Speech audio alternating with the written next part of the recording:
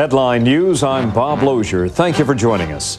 A man who brought laughter to generations of Americans is gone. George Burns died Saturday at his Beverly Hills home just weeks after his 100th birthday. He charmed audiences for more than 90 years, starting on the vaudeville circuit and later on radio, television, and the big screen. At age 80, he became the oldest actor ever to win an Academy Award for his role in the movie The Sunshine Boys. Friends remember him for his zest for life and his enthusiasm for his work. George was just a wonderful, gentle man who loved the work that he did. He loved, I think, more than anything in the world, making people laugh. And he was an incredible professional, and it was one of the great thrills of my life to have the privilege of working with him. I just know from personal experience how caring he is and how willing he is to lend a helping hand to young people in the business, things like that. And you know, when you get around in Hollywood like I do, you hear about everything and you know who the good people are, and he was one of the good ones. President Clinton calls Burns one of the great entertainers of all time and says his humor touched more than 3 generations. Jill Brooke looks back at the comedian's long, successful career. This is a very special episode. When Garry Shandling talked to the audience in the middle of a sitcom, critics hailed this technique as innovative, inventive, very creative. But it was not original. Oh, our Christmas guests are arriving. Yeah, that's them. Lud, a little entrance music. George Burns introduced that technique 40 years earlier on his landmark TV series Burns and Allen. And Shandling's producer admits the show's influence came from George Burns. Garry and I knew what our roots were. We wanted Garry to call himself Garry Shandling. We wanted him to speak to the camera. We wanted him to play a comedian. So let's start right there. There seems to be a little bit of a coincidence, no? Some may think that George Burns is old and forgotten, but George Burns' fingerprints are all over television. He always went by the name George Burns, and the characters he crafted over the years on stage fit perfectly into situation comedy. He called it. What can I do? Fast forward to Jerry Seinfeld, who is doing the same act to great acclaim, as has Tim Allen. He's got a good point there. And Bill Cosby. The way George sparred with his wife Gracie also had an influence on Cheers. Sam and Diane certainly played the bright joke and the dumb joke fairly well, but no, you know, that certainly was done to perfection with the two of them. Comedians like Billy Crystal and David Letterman called George Burns the greatest straight man who ever lived. The material wasn't as important as the timing, and his expert use of pauses was copied by everyone. This is what Norm Macdonald honed in on to play him on Saturday Night Live. That sounds great, right? Using pregnant pauses was very effective for other comics as well. Bob Newhart is probably the greatest example of that. You know, he's a young guy that, you know, he's only like 60. And he kind of employed that to great effect. These pauses were often punctuated by the use of his cigar, the only prop he ever used. He used the cigar for the timing of the joke. And then Bill Cosby, you know, later employed that. The Burns and Allen show stopped production in 1958 when Gracie became terminally ill. When Gracie died, many believed that the future of George Burns was kaput. After all, what could the future be for a straight man? Well, leave it to George Burns to go straight into other things. He started a production company that unveiled the beloved Mr. Ed, the talking horse. And he starred in movies, becoming the beloved figure in Oh, God.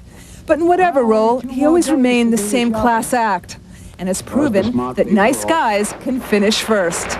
Jill Brooke, CNN, New York. Headline News, I'm Bob Lozier. Americans are mourning one of the nation's most enduring and beloved performers. 100-year-old entertainer George Burns died Saturday at his home in California. His career spanned nearly a century, with stints in vaudeville, radio, TV, and movies. Burns had his first hit with his wife, Gracie Allen. Their comedy routine delighted audiences for more than 30 years. Burns charmed his colleagues and friends with his enthusiasm for the work he loved. George was just a wonderful, gentle man who loved the work that he did. He loved, I think, more than anything in the world, making people laugh. And he was an incredible professional, And it was one of the great thrills of my life to have the privilege of working with him. I don't know, but I know that his whole life was his work. And George and Gracie were in love with one another, but they were also something. See there, he's walking out on the stage, and when I worked with him, I watched him drop 30 years at the proscenium arch. He would stand there, an old man, and just as he would go, ain't misbehaving, and the smoke would blow, and everybody knew because the smoke was coming out that that was George. President Clinton says Burns enabled Americans to see humor in the toughest of times and to laugh together as a nation. And he said, we will miss him greatly. George Burns was 100. Star is, you like that? I love it. I walk out, the people stand up, they applaud. How do you like that? He walks. But you still love it? Yeah, I love it. All right, so the kick can't be financial? No, no. But I still get paid. And you still bargain for contracts, right? No, I don't. I mean, fine does. I don't bother with that. And do you save money like? No. I give my. I don't. I came from a very poor family, but money is not the answer to me. I'd like to, get money so I can give some money away. That's a joy you get. Yeah. Giving away. Back to the Friends. They all started. You write a lot about radio. There was a review in the New York Times last Sunday that really praised the book. It said it had one criticism, if that could be called a criticism, that George Burns doesn't much like to get into himself. He gives credit to Gracie, he talks about all the other friends in show business, he tells stories, but he doesn't want to get into him. How did you react to that? Well, maybe they think so, but I don't mind talking about myself. But my life was that way. When I started, from 8 until 27, I did all kinds of lousy acts. I worked with a seal, I worked with a dog, I worked with 2 girls, I worked with another fella, all bad acts. But in those days, there were theaters that you could be bad in. There's no place to be bad today. The kids have to go to the Comedy Store, or the Johnny Carson show, or your show, There's no place... No place to fail. No place. See, there were theaters that were worse than I was. So in those theaters, I was good. Then if I'd play a good theater, I was bad. But I loved what I was doing. I was sorry for the audience that didn't like me. So you loved it even when you were bombing? Yes, sir, because I had pictures of myself. I had music in my key. I had cards printed, but no job. Well, the singing, what was the singing? I loved to sing. I used to listen to your radio show. I used to love the singing parts. I loved to sing. Those are my favorite parts of your show. Well, I used to make syrup for a candy store in the basement.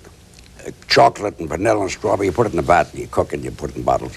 And 3 kids, we were singing, making syrup. And there was a letter carrier. His name was Lou Farley on the east side. He wanted the whole world to sing harmony. He came down, he saw 4 kids, he told us how to sing harmony. So I was singing pretty good.